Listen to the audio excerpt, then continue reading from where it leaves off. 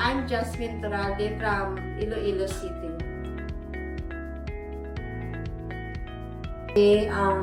As of now, ma'am, siguro ito talaga yung feeling na mag-abroad ka ulit. Siguro feeling excited na may halong kaba.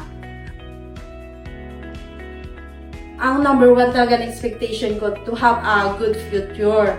Lalo-lalo na para sa aking anak dahil libre yung education doon. And then yung work-life balance talaga doon sa Finland. Especially yung sa healthcare system nila.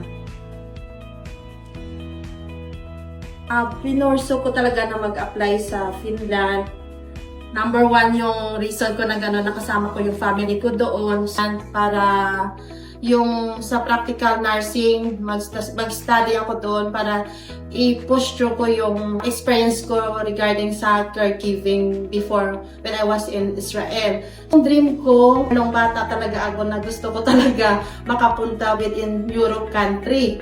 So this is it yung Finland na dumating sa life ko. So ginrab ko yung opportunity na mag-apply dito para ang dream ko ma-reach ko din.